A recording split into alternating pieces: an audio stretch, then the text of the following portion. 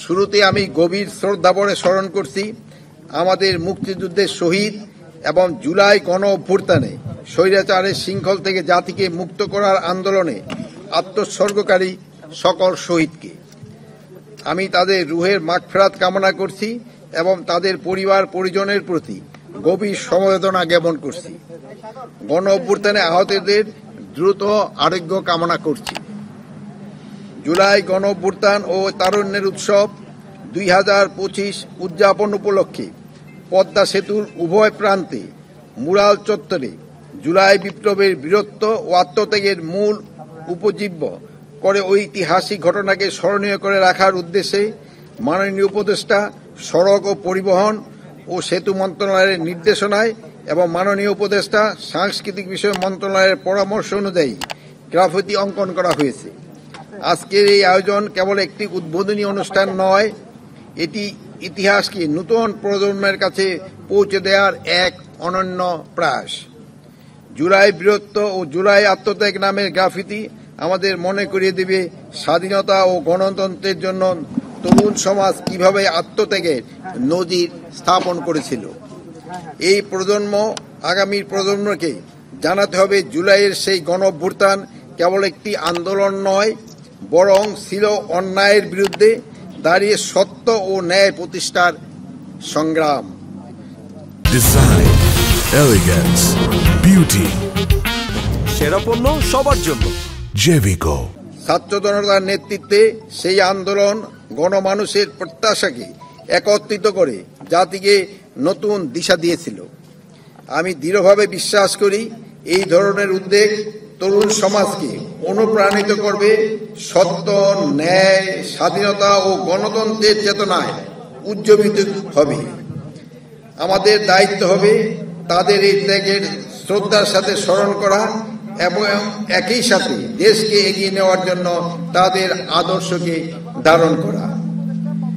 জুলাই বীরত্ব, জুলাই আত্মত্যাগের গ্রাফিতি বাস্তবায়নের জন্য মাননীয় উপদেষ্টা সড়ক পরিবহন সেতু মন্ত্রণালয়ের মাননীয় উপদেষ্টা সাংস্কৃতিক মঞ্চের সেতু বিভাগ, বাংলাদেশ সেতু কর্তৃপক্ষ, গ্রাফিতি অঙ্কের শিল্পীদের প্রতি আন্তরিক কৃতজ্ঞতা জানাই। তাদের সম্মিলিত প্রচেষ্টা নির্মিত এই শিল্পকর্ম আমাদের ইতিহাসে অমূল্য সাক্ষী হয়ে থাকবে। একই সাথে এই আয়োজন সফল করতে যারা প্রত্যক্ষ এবং পরোক্ষভাবে সম্পৃক্ত ছিল তাদের প্রতি জানাই গভীর ধন্যবাদ ও শ্রদ্ধা। আসুন আমরা সকলে মিলে শহীদদের স্বপ্নের বাংলাদেশ গড়ে তুলি, যেখানে থাকবে ন্যায়, সমতা, মানবাধিকার, অবিচল প্রতিশ্রুতি। আপনারা সবাই ভালো থাকেন। আল্লাহ হাফেজ। মুলিয়া না, ওই সাতগুড়িয়ার ওখানে কিন্তু আরেকটা পার্কও করার আমাদের একটা পরিকল্পনা আছে। আজকে আমি যাওয়ার সময় ওই জায়গায় যাব। আর আপনারা জানেন আমিও কিন্তু এখানকারই সন্তান, তো আপনাদের যেরকম অনেক আশা, আমারও এখানে আশা অনেক কিছু করার, কিন্তু কতটুকু করতে পারবো জানি না, বাট চেষ্টা করবো যতটুকু করে যাওয়া যায়। আর আমি প্লাস আজকে দুইটা মনে হয় পূজা মণ্ডপে আমি যাব। আপনারা যদি সময় পান আপনারা দেন পূজা মণ্ডপে। রেল নেটওয়ার্ক যেটা হয়েছে পদ্মা সেতুকে ঘিরে, কিন্তু দক্ষিণাঞ্চলের প্রবেশদ্বার মাওয়া, এখানে কিন্তু আন্তনগর ট্রেনগুলো এখানে হলো কি, মানে আমাদের কিন্তু যদি যোগাযোগের হাবটা দেখেন ওটা কিন্তু শ্রীনগর, যে ওন থেকে কিন্তু সব জায়গায় যেতে সুবিধা। ওন কিন্তু স্টপেজ কিন্তু ওনারা বাড়িয়ে দিছে অলরেডি, একটা নতুন আন্তনগরও কিন্তু ওখানে ভিড়ার জন্য আন্তনগরও ভিড়বে, ওখানে একটা আন্তনগরও ভিড়বে। মাওয়াটা তো অরিজিনাল মাওয়া তো ধরেন ভাঙতে ভাঙতে চলে গেছে এদিকে। আর শ্রীনগরে দিলে হলো কি, শ্রীনগর থেকে রাস্তাটা ধরেন ওই দিক দিয়ে একেবারে দোহার চলে গেছে, এদিক দিয়ে একবারে মুন্সিগঞ্জ চলে গেছে, আপনি সাইড দিয়া নিমতলি চলে যেতে পারেন, এদিক দিয়ে মাওয়া চলে আসা কি বলে হলদিয়া, শিমুলিয়া, তারপরে সাতঘরিয়া দিয়া লৌহজং যেতে পারেন। তো এই জন্য ওই একটা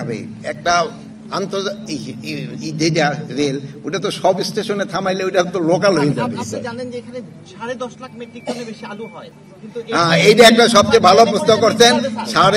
এইবার আমরা বারবারই করতেছি, আলু কিন্তু মানে এই আপনাদের সবারই এই পরামর্শে কিন্তু আমরা আলুর একটা ফিক্স করে দিয়েছিলাম যে 22 টাকার নিচে কোল্ড স্টোর থেকে বিক্রি করতে পারবে না, কিন্তু তারপরও আলুটা কিন্তু বিক্রি হচ্ছে না। কৃষকরা কিন্তু খুবই লসের ভিতরে আছে। আমরা কিন্তু সরকারি থেকেও কিন্তু 50,000 টন আলু কেনার ব্যবস্থা করা হয়েছে, তারপরেও কিন্তু আলুর দামটা বাড়তেছে না। তবু একটা কথা শেষ করতে দেন, তবু একটা ভালো যে আলু ক্ষেত্রে এবার কিন্তু ভালো ধান হয়েছে, যারা ধান বুনছে তাদের ধানটা বেশ ভালো, অনেকটা ধানের সরও চলে আসছে, এটাতে হয়তো কিছুটা তারা কম্পেনসেশন করতে পারবে। আর আলু যেহেতু এবার দাম পায় না, দেখবেন আগামীবার কৃষক বুনতে যাবে না, না বুনলে আবার কিন্তু আলুর দাম বেড়ে যাবে। এবার হচ্ছে কি অন্যান্য বারে এবার কিন্তু সবজি অ্যাভেলেবল অনেক, দামের ক্ষেত্রে হয়তো আপনাদের কথা থাকতে পারে, কিন্তু অ্যাভেলেবল নেই। অন্যান্য সময় হলো সবজি নষ্ট হয়ে যায় যে সময়, সেই সময় আলুর উপরে ইটা পড়ে, আলুটা সেই সময় দাম পেয়ে যায়। কিন্তু এবার আমিও বহুবার চেষ্টা করছি কৃষকরা যেন দামটা পায়, বাট এইবার সত্যি কথা বলতে কি কৃষকরা দামটা পাচ্ছে না। আপনারাও কৃষকদেরই করবেন অল্টারনেটিভ করার জন্য, আমাদের মধ্যসূত্রভোগীও দামটা বেশি পেয়ে যায়, কিন্তু কৃষকরা দামটা পাচ্ছে না। কৃষকরা যেন দাম পায় এই জন্য আপনাকে একটু চেষ্টা করতে হবে। আপনারা আজকে আমার এইখানে অন্যান্য কিছু না লেখে কৃষকের যে অসুবিধা হচ্ছে এটা সম্বন্ধে একটু বলেন। নারায়ণগঞ্জ পর্যন্ত আসার কথা বলছেন স্যার, আবার এদিকে এত আলু হয় কিন্তু ইন্টারনাল যে রেল লাইন স্যার নারায়ণগঞ্জ আছে, শ্রীনগর আছে স্যার, কিন্তু ভিতরে কিন্তু কোনো রেল লাইন নাই। কৃষক কিন্তু আলু যে বাজারজাত করবে, আরিয়াল বিলের এত কিছু উৎপাদিত হচ্ছে সেগুলো বাজারজাত করার জন্য ইন্টারনাল নেটওয়ার্ক, যেটা নারায়ণগঞ্জ থেকে স্যার অন্তত মাওয়া পর্যন্ত ভিতর দিয়ে একটা রোড প্রশস্ত করা যায়। এখন ধরেন যে আমরা শ্রীনগর থেকে 4 লেনে করার চেষ্টা করা হচ্ছে, এই ডিসি মহোদয়রা সবাই জানে, মানে প্রত্যেকটা আমরা কিন্তু এই এখান থেকে মুন্সিগঞ্জ পর্যন্ত 4 লেন করার চেষ্টা করা হচ্ছে, প্লাস আপনার ওই দিয়ে মুক্তারপুর দিয়া একেবারে ওই চিটাগাংয়ের সাথে কানেকশন করে দেওয়ার চেষ্টা করা হচ্ছে। বাট এটা তো সময় দরকার, আপনারা জানেন আমগো কিন্তু সময় শেষ, 5 মাসেরও কম আছে আমি দেখলাম।